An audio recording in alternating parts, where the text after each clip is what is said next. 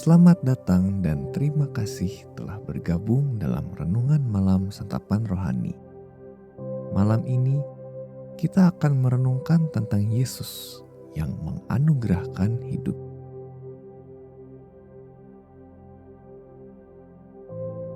Sebelum kita memulai, tenangkanlah hati Anda dengan menarik napas dalam-dalam. Buatlah diri Anda senyaman mungkin. Mari kesampingkan sejenak segala kesibukan hari ini dan tenangkan tubuh Anda. Datanglah sebagaimana adanya untuk mendengar firman Tuhan. Inilah tempat di mana Anda dapat tenang di hadapan Allah, sehingga Ia dapat melingkupi Anda dengan hadirat dan kasih-Nya yang tak terbatas.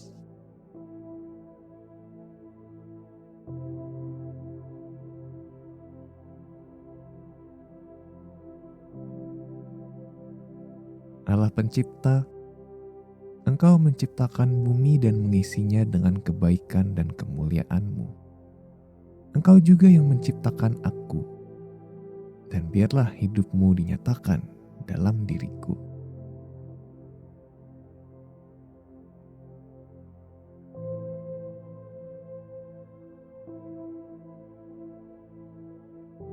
Yesus berkata dalam Yohanes 12 ayat 23-24.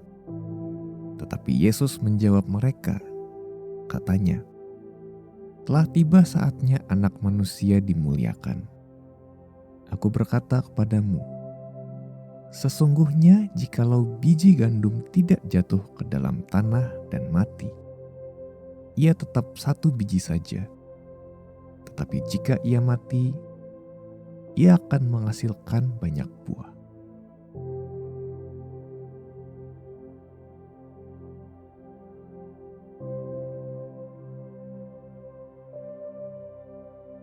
Tanamlah benih apel di tanah, dan Anda akan mendapat pohon apel. Tiap apel yang dihasilkan pohon itu akan menyimpan banyak benih baru.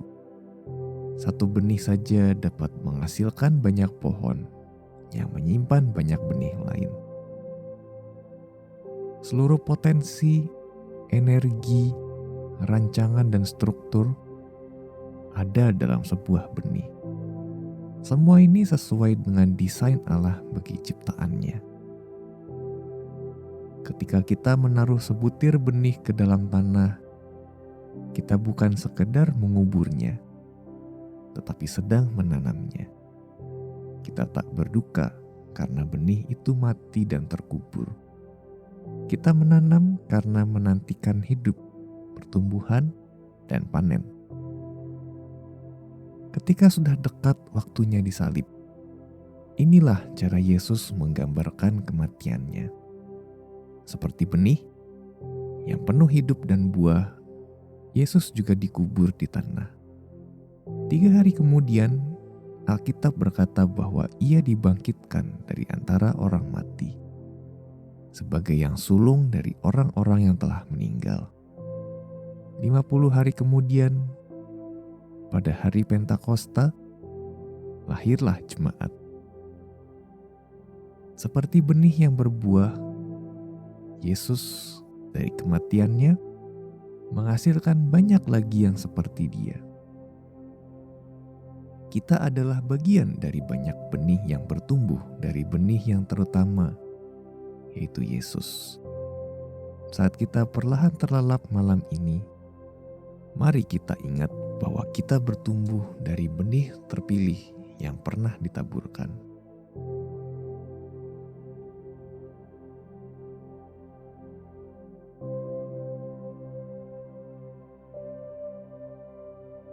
Mari masuk ke dalam doa dengan hati penuh kerinduan.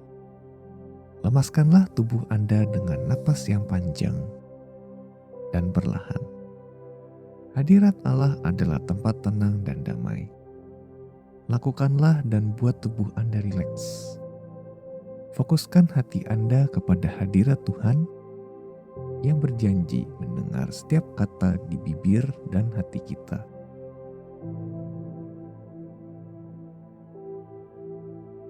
Mari berdoa. Tuhan Yesusku, Aku bersyukur karena Engkau disalibkan agar aku dan jemaat dapat beroleh hidup baru. Juga karena Engkau memberi kuasa untuk berbagi hidup baru dengan orang lain. Melalui firman-Mu, mampukanlah aku untuk menjadi perpanjangan tangan-Mu. Tuhan Allah, hiduplah melalui diriku. Ubahlah aku sehingga aku semakin serupa dengan diri-Mu.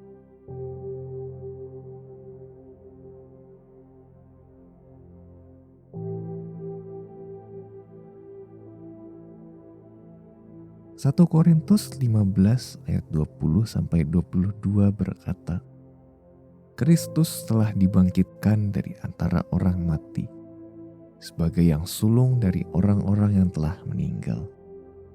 Sebab sama seperti maut datang karena satu orang manusia, demikian juga kebangkitan orang mati datang karena satu orang manusia. Karena sama seperti semua orang mati dalam persekutuan dengan Adam, demikian pula semua orang akan dihidupkan kembali dalam persekutuan dengan Kristus.